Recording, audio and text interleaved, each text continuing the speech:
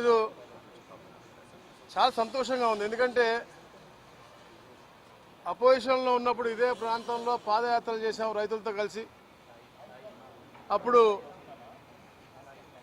గొడ్డలపాటి నాయకులు ఎన్ని కూడా గ్రాఫిక్స్ అని చెప్పి మభ్యపెట్టి ఎంతో తప్పుడు ఆరోపణలు చేసి ప్రజల్ని నమ్మించే ప్రయత్నం చేశారు. ఆ రోజు కూడా మేము పాదయాత్ర చేశాము, చూపించాము, ఇన్ని బిల్డింగ్లు కట్టారు, పైకి ఎక్కుదాం రండి దమ్ముంటే అని చెప్పి అసెంబ్లీలో కూడా పోరాటం చేశాం.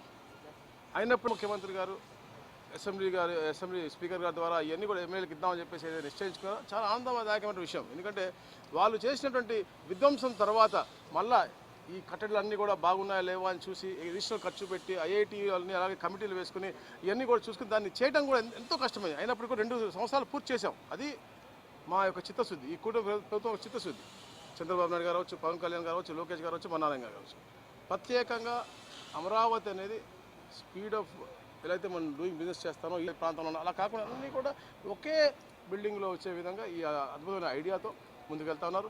చాలా సంతోషంగా ఉంది. ఈరోజు మీ అందరితో పాల్పంచుకుని అమరావతి గురించి ఇంత అద్భుతంగా చూడటం, వీక్షించడం, మీ అందరిని కూడా కలవటం చాలా ఆనందదాయకంగా ఉంది.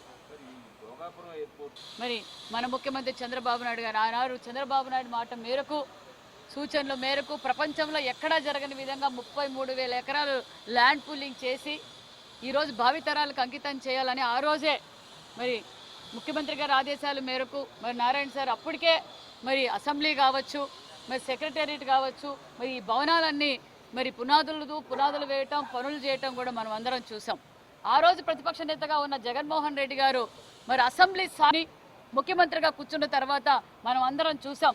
5 సంవత్సరాలు మరి ఇక్కడ ఎంతో గొప్ప మనసుతో మరి భూములు ఇచ్చిన రైతులు కావచ్చు, మహిళా రైతులు కావచ్చు, వారు దేవస్థానం నుంచి న్యాయస్థానం నుంచి దేవస్థానం కోసం పోయినప్పుడు ఏ విధంగా అసభ్యంగా ప్రవర్తించారో మరి 3 ముక్కలాట చేసి ఈ రాష్ట్రాన్ని, రాష్ట్ర భవిష్యత్తుని సర్వనాశనం చేసిన పార్టీ వైసీపీ పార్టీ అనే విషయం మనందరికీ తెలుసు. ఆ రోజు కూడా మేము ఇదే కమిట్మెంట్లో ఉన్నాం, ప్రజల దగ్గరికి వెళ్ళాం. మేము ఖచ్చితంగా కూటమి ప్రభుత్వం అధికారంలోకి వస్తాం, ఖచ్చితంగా రాజధాని అమరావతి పనులు